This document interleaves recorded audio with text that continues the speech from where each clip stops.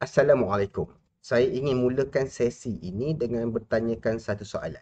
Adakah programming itu memeningkan? Saya Iskandar dan saya akan tunjukkan bahawa programming ini tak adalah pening mana pun, terutama Python programming. Python ialah bahasa programming yang sudah berusia 25 tahun dan dia merupakan bahasa programming yang popular bagi mereka yang ingin mendekati dunia programming. Satu kelebihan Python ni, dia mudah dipelajari jika anda inginkan anak anda mendekati STEM, iaitu Sains, Teknologi, Engineering dan Matematik, ataupun anda sendiri. Programming Python mungkin boleh dijadikan pintu awal untuk mendekati STEM supaya anda lebih minat kepada STEM. Tidak ramai yang melihat dia sebagai satu kemahiran asas dan dia selalu dikaitkan dengan sains komputer dan kejuruteraan komputer. Namun sekarang, programming mula dirasai dan digunakan hampir di semua bidang, dari program mesin kilang hinggalah ke pejabat. Malah sawah bendang pun programming digunakan terutama pada drone, baja dan juga racun. Bahasa programming di pasaran sekarang terlalu banyak. Tapi untuk kandungan ni kita akan pilih Python. Orang panggil ulas sawa. Okey. Python ni banyak digunakan dalam pembangunan web, analisa data, machine learning, computer vision, integrasi dengan Raspberry Pi, pembangunan game, web scraping, scripting, browser automation, aplikasi GUI, augmented reality dan bermacam-macam lagi. Buat masa ni kita hanya perlu maklum saja tentang kegunaan Python ni.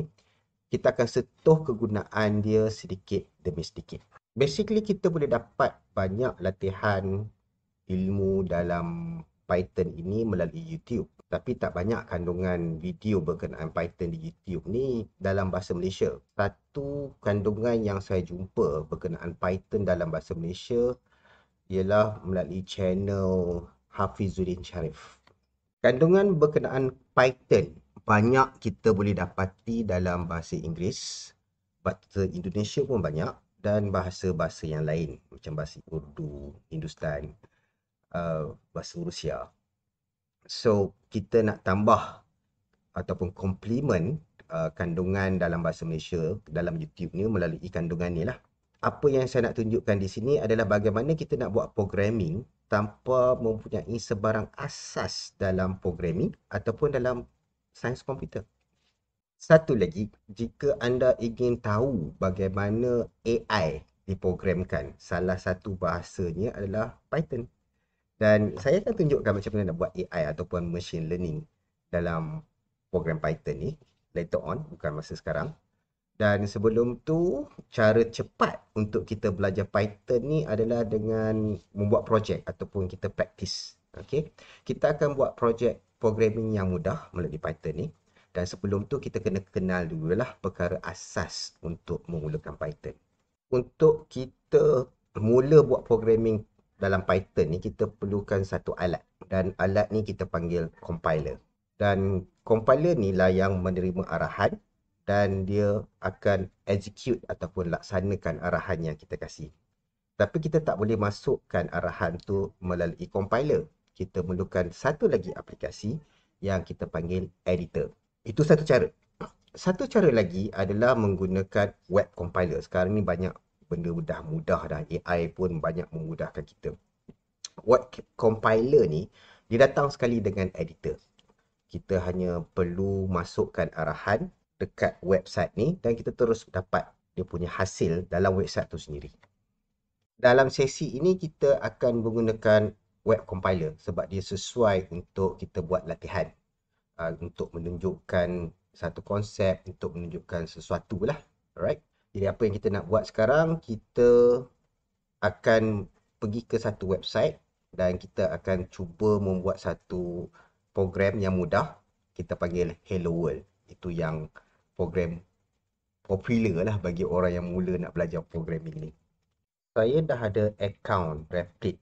Okay. Jadi apa yang saya nak buat ni, kita akan buat account baru. Jadi apa yang kita perlu buat di sini ialah kita type Replit Python. Daripada Replit Python kita akan nampak Python Online Compiler dan Interpreter. Kita klik kat sini. dan kita akan dapat page repeat di sini. Kita sign up, kita continue with Google.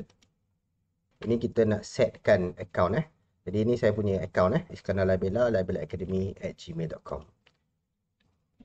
Kita akan masuk ke page repeat. Okey, ini kita baru first time buat Jadi kita cakap benda ni untuk personal use sebab kita nak belajar. Software creation experience you have. Untuk yang ni kita buat none sebab kita baru nak belajar kan.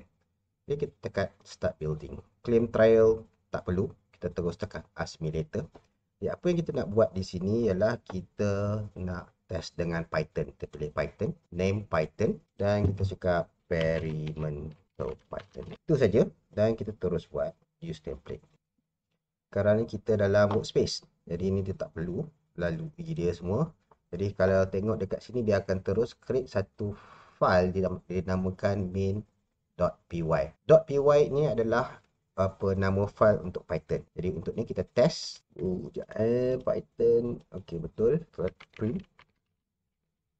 Buka tutup. Hello world. Dan kalau kita nak run, kat sini ada butang run dia. Kita tekan run. Dan hello world keluar. Ini result dia. Okey, kalau kita nak buat, kita kata x equals to 1. Dah cukup. Y equals to 2. Jadi kita kata z equals to x plus y. Ini orang kata simple je kita buat. Jadi maksudnya x plus y jadi 3 kan. Jadi kita kata print z. Ini contoh. Kita tekan run. Dia akan tulis hello world. Dan jawapannya 3.